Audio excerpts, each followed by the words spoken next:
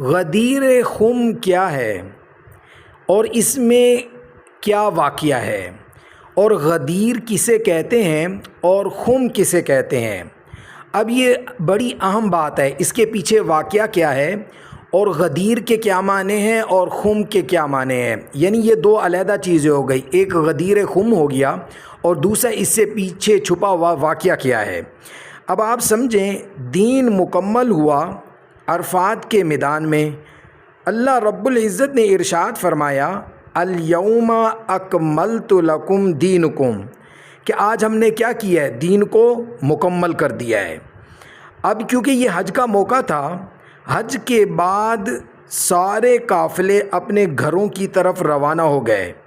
اب حضور صلی اللہ علیہ وسلم بھی مدینے کی طرف آ رہے تھے۔ اب صحابہ میں کسی بات میں اختلاف ہوا، حضرت علی اور کسی اور صحابی میں خیالات کا ٹکراؤ ہو گیا، اختلاف ہو گیا۔ تو آپ صلی اللہ علیہ وآلہ وسلم نے ارشاد فرمایا من کنت مولاہ فہذا علی مولاہ، خیال کرنا علی کے بارے میں کہ کوئی بے ادبی نہ ہو جائے، جس کا دوست میں ہوں علی کو بھی وہ دوست رکھے۔ یہ نہیں ہو سکتا کہ مجھے دوست سمجھے اور علی سے بغض رکھے۔ خوش نصیب وہ لوگ ہیں جن کے نام علی ہیں اور جنہوں نے علی نام سے مسجدیں بنائی ہیں، اور ہمارا تو یہ عقیدہ ہے کہ حضرت علی رضی اللہ تعالی عنہ کی شان میں گستاخی کرنے والا دار اسلام سے باہر ہے اور وہ کافر ہے۔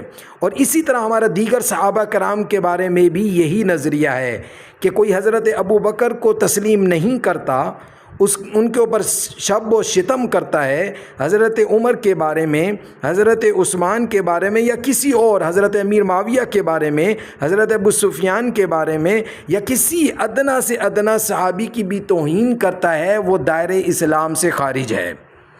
اب جس جگہ رسول اللہ صلی اللہ علیہ وآلہ وسلم نے یہ ارشاد فرمایا، اس جگہ کا نام خم تھا، یہ سمجھیں، اس جگہ کا نام خم تھا۔ اور غدیر جو ہے یہ تیلاب کو کہتے ہیں۔ جس جگہ آپ صلی اللہ علیہ وسلم نے یہ اعلان فرمایا، اس جگہ پر صحابہ ٹھہرے، اور وہ جگہ کیسی تھی جہاں پر ٹھہرے؟ وہ صحابہ تیلاب کے کنارے ٹھہرے۔ خم جگہ کا نام ہوا، اور تیلاب، جو تیلاب ہے اسے غدیر کہتے ہیں عربی میں۔ تو صحابہ تیلاب کے کنارے ٹھہرے تھے۔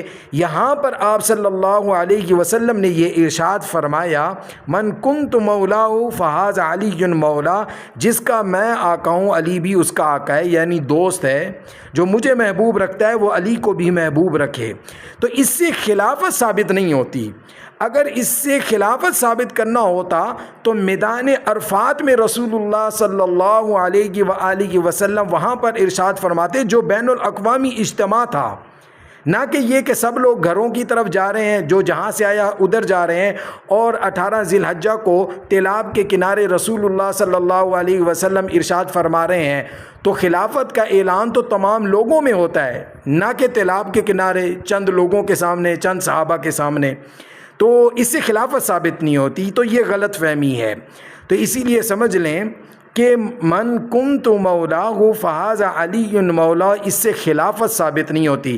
اس سے یہ ثابت ہو رہا ہے کہ جو رسول اللہ سے محبت کرتا ہے وہ علی سے بھی محبت رکھے، علی سے بغض نہیں رکھ سکتا، اور جو علی سے بغض رکھے گا وہ منافق ہی ہوگا۔ جو علی سے بغض رکھے گا وہ دائرہ اسلام سے اس کا کوئی تعلق نہیں ہے، بلکہ وہ دائرہ اسلام سے باہر ہے۔ اور ہمارا نظریہ ہے تمام صحابہ کرام رضوان اللہ تعالی عنہم اجمعین، اسی طرح اہل بیت اطہار ہمارے سروں کے تاج ہیں۔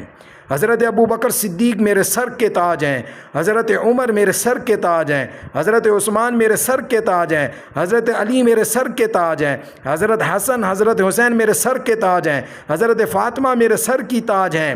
تو اسی لیے کہ آپ صلی اللہ علیہ وسلم کے تمام صحابہ کرام رضوان اللہ تعالیٰ عنہ اجمعین کی کسی کی بھی ایک کی بھی گستاخی انسان کو دائرہ اسلام سے باہر کر دیتی ہے۔